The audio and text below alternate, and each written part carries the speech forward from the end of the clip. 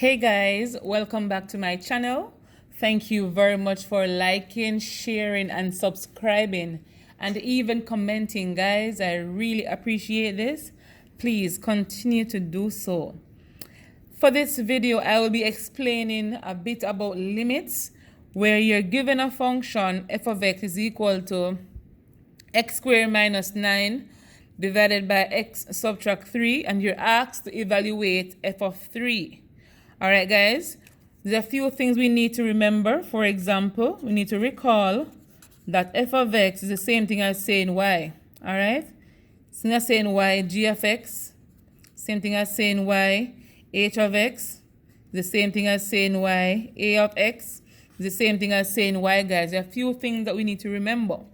So to evaluate this function, we need to remember also that this 3 in the bracket here represents the x value. All right, so it is this x value that you'll put into this function. If you don't know to evaluate a function, I have done a video on this, so you can go and check it out. But let's get right into it. So f of 3 is equal to, and we see x in this function, you put a 3. It's gonna be 3 squared subtract 9 divided by 3 subtract 9. If you simplify this, you'll get 9 subtract 9 divided by 3 subtract 3, which is equal to 0 over 0, or we can say it is indeterminate. All right? Or we want to say undefined. We can say, let's use the word indeterminate for now. So guys, so since this function is undefined or indeterminate, we can apply limits to this, as limits helps us evaluate a function which is undefined or indeterminate. It also helps us to see what happens to a function when it approaches a particular number or a certain value.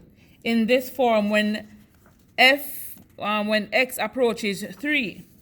So let's apply limits to this guy to see what happens to the function as x approaches to 3. So let's go for it, guys. So I'm going to rewrite the function. Okay, it's right up here. So let it stay. It says x squared minus 9 all over x minus 3. So we're going to find the limit of this function as x approaches 3. So x approaches 3. One thing we can do to this function, guys, is the numerator. Since it's a difference of 2 squared, we can factorize this. And so x subtract 3 and x plus 3 for the numerator, when you factorize doing the limit of 2 squares, divided by x minus 3. After having this, guys, we can simplify the numerator, because x minus 3 can cancel x minus 3. So we are left with the limit of x tends to 3 is x plus 3. Again, guys, in this function where we see x, we're going to replace it with 3. So let's get right into it. So it's going to be 3 plus 3, which is equal to 6.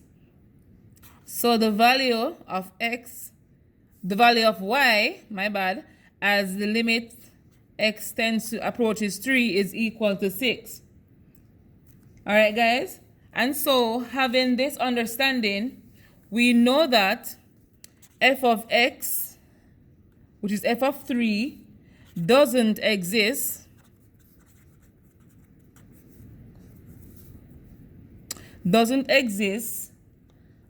as the limit. Let me say it better. So I know that f of 3 doesn't exist just by evaluating it, guys. But we know that we know what happens to the value of y as x approaches 3. So using the limit, we know that the limit as x approaches 3 of the function x squared minus 9 all over x subtract 3 is equal to 6.